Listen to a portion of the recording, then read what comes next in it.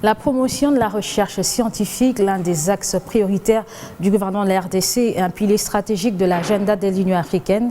La 10e édition de la Semaine de la science et des technologies s'avère un espace qui renforce le partenariat entre acteurs de secteurs transversaux dans une dynamique susceptible de stimuler l'innovation, de promouvoir et développer la culture de la recherche scientifique.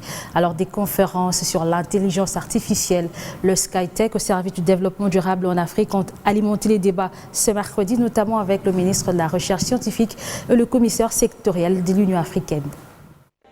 De 2013 à 2023, la Semaine de la science et des technologies célèbre les 10 ans de sciences et de technologies au service de la jeunesse. Une édition tenue à cheval entre le Congo central et Kinshasa. La promotion de la science, une priorité qui lie les gouvernements congolais et l'Union africaine. Le commissaire de l'IA et le ministre congolais de la Recherche scientifique ont tablé tour à tour sur les SciTech au service du développement durable de la RDC et de l'Afrique tout entière. Moi, je trouve qu'au-delà même de la statistique pédagogique, vous créez les conditions d'une construction de la paix portée par les propres enfants du continent. Parce que c'est la meilleure façon de construire la paix.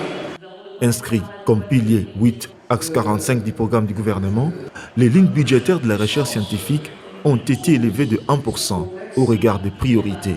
Par le lobby de nos ministères, les lignes budgétaires du secteur de la recherche scientifique ont été élevées à 1% du budget national. L'énergie potentielle au Congo, nous l'avons. Il faut maintenant la synthétiser.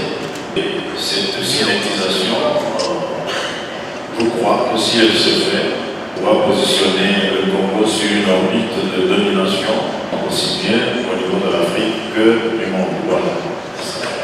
Consolider les victoires du passé en investissant dans la prochaine génération des scientifiques, espoir du futur, et accompagner les réformes du gouvernement en rapport avec l'éducation et la recherche, leitmotiv de Raissa Malou.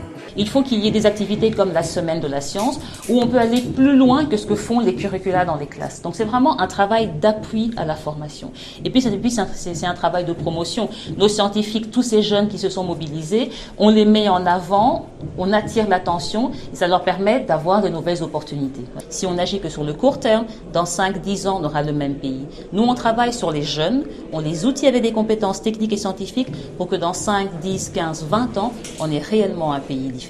Donc voilà ce que fait la Semaine de la science. On investit dans le futur, dans les jeunes et dans le futur. Initié par Investing in People, plusieurs débats ont alimenté cette 10e édition de la Semaine des sciences et des technologies, notamment la conférence débat sur les intelligences artificielles. Participants, orateurs et débatteurs, tous cogitent sur le renforcement du partenariat, créant une dynamique susceptible de stimuler l'innovation.